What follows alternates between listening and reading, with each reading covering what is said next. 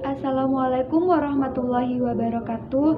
Saya Israul Khairiyah dari Tadris Biologi C semester 1. Pada kesempatan kali ini saya akan mempresentasikan mengenai salah satu materi mata kuliah studi Quran tentang ayat-ayat nasakh dan mansukh guna memenuhi tugas ujian tengah semester.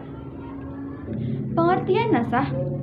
Nasakh secara bahasa ialah al-izalah, yang artinya menghapus atau mengangkat atau menghilangkan. Sedangkan mansukh artinya yang dihapus. Secara istilah atau terminologi, nasakh mengangkat dalil syar'i dengan dalil syar'i yang lain. Bisa dari Al-Quran dengan Al-Quran, Sunnah dengan Sunnah, dan Al-Quran dengan Sunnah. Kenapa tidak ada Sunnah dengan Al-Quran? Karena tingkatan dari Al-Quran dengan Sunnah lebih tinggi Al-Quran, sehingga tidak bisa dihapus dan digantikan oleh Sunnah. Contoh dari nasakh tersebut saya ambil dari hadis yang berbunyi, "Dahulu aku melarang kamu berziarah kubur, sekarang berziarahlah." Hadis riwayat At-Tirmidzi.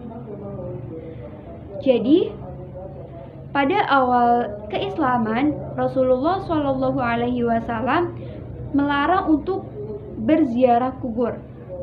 Kenapa? Karena pada saat itu para sahabat imannya masih lemah, sehingga dan mereka merasa, dan dalam diri mereka masih ada rasa untuk meminta ke kuburan, sehingga Rasulullah SAW melarang untuk berziarah kubur, dikarenakan beliau khawatir para sahabat akan menimbulkan bentuk syirik. Namun pada akhir kehidupan Rasulullah, beliau memperbolehkan untuk berziarah. Mengapa demikian? Karena pada saat itu beliau sudah tidak khawatir lagi kepada para sahabatnya, karena para sahabat memiliki iman yang sudah kuat. Bentuk nasakh ada 3. Yang pertama, ayat-ayat yang dinasakh bacaan dan hukumnya sehingga tidak tertulis lagi. Yang kedua, ayat-ayat yang dinasakh hukumnya sehingga bacaannya masih ada. Dan yang ketiga, ayat-ayat yang dinasakh bacaannya sehingga hukumnya masih diamalkan. Kemudian ada beberapa syarat dalam nasakh. Yang pertama, hukum yang mansukh adalah hukum syara'. Yang kedua, dalil penghapus hukum tersebut adalah dalil syar'i yang datangnya lebih kemudian dari hukum yang mansukh. Yang ketiga, kitab yang mansukh hukumnya tidak dibatasi oleh waktu tertentu. Kemudian, cara mengetahui nasakh dan mansukh ada 3 cara. Yang pertama, keterangan tegas dari Nabi atau sahabat. Yang kedua, kesepakatan umat tentang menentukan ayat nasakh dan mansukh. Dan yang ketiga adalah mengetahui mana yang lebih dahulu dan kemudian turunnya dalam perspektif sejarah. Kenapa ada nasakh dan mansukh?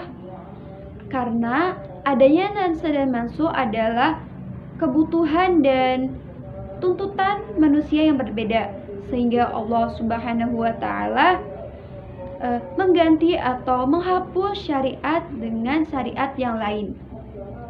Salah satu hikmah adanya nasakh dan mansukh ialah kita semakin yakin bahwa Allah Subhanahu wa Ta'ala yang maha bijaksana. Pada kenyataannya, hukum nasakh itu bertujuan untuk memudahkan dan untuk kemaslahatan umat manusia.